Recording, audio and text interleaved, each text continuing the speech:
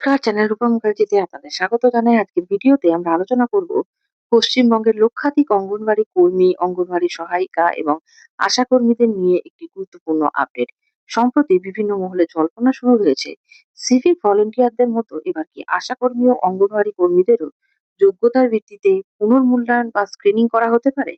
চলুন বিষয়টি ধাপে ধাপে জেনে নিই। প্রথমেই জেনে নিই কেন এই জল্পনা। সম্প্রতি রাজ্য সরকারের তরফে সিভিক ভলেন্টিয়ারদের শারীরিক সক্ষমতা, কাজের দক্ষতা এবং যোগ্যতা যাচাইয়ের উদ্যোগ নেওয়ার খবর সামনে আসে। সেই ঘটনার পর থেকেই প্রশ্ন উঠতে শুরু করেছে, একই ধরনের মূল্যায়ন কি তাহলে এবার আশাকর্মী ও অঙ্গনওয়াড়ি কর্মীদের ক্ষেত্রেও হতে পারে? সম্প্রতি রাজ্য সরকার আশাকর্মীদের মাসিক ভাতায় ৫,০০০ টাকা বৃদ্ধি করেছেন। এর ফলে আগে যেখানে একজন আশাকর্মী ৬,২৫০ টাকা পেতেন, এখন সেই পরিমাণ বেড়ে ১১,২৫০ টাকা হয়েছে। শুধু তাই নয়, এর পাশাপাশি পারফরমেন্স ভিত্তিক ইনটেনসিভ দেওয়ার কথাও জানানো হয়েছে। একই সঙ্গে অঙ্গনওয়াড়ি কর্মী এবং অঙ্গনওয়াড়ি সহায়িকাদের ক্ষেত্রেও ৫,০০০ টাকার ভাতা বৃদ্ধির ঘোষণা করা হয়েছে। ফলে এই দুই ক্ষেত্রের কর্মীরাও আর্থিকভাবে বড় সুবিধা পাচ্ছেন। তাহলে কি এবার পরীক্ষা বা স্ক্রিনিং হবে?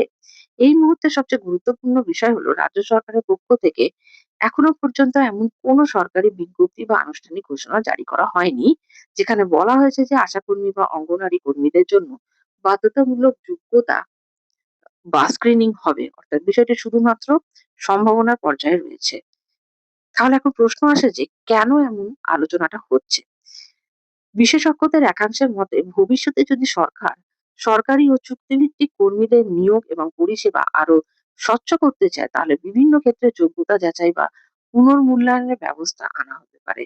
এর উদ্দেশ্য হতে পারে নিয়োগের স্বচ্ছতা বৃদ্ধি, প্রকৃত যোগ্য কর্মীদের নিশ্চিত করা, পরিষেবার মান উন্নত করা, অনিয়ম ও দুর্নীতি রোধ করা। তবে এখনো এগুলি সরকারি সিদ্ধান্ত নয়, বরং সম্ভাব্য বিশ্লেষণ মাত্র।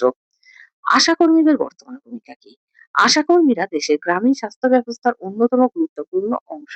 মাতৃ ও শিশু স্বাস্থ্য, টিকাকরণ, স্বাস্থ্য সচেতনতা, পরিবার কল্যাণ সহ বহু সরকারি স্বাস্থ্য প্রকল্প বাস্তবায়নে তাদের গুরুত্বপূর্ণ ভূমিকা রয়েছে।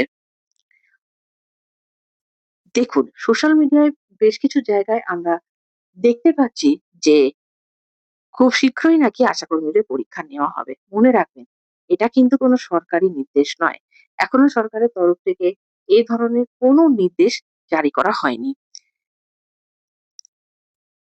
এই বিষয়ে নতুন কোনো সরকারি আপডেট প্রকাশিত হলে সবার আগে আমি আপনাদের জানিয়ে দেবো। ভিডিওটি ভালো লাগলে অবশ্যই লাইক, শেয়ার এবং সাবস্ক্রাইব করবেন। ভালো থাকবেন। ধন্যবাদ। নমস্কার।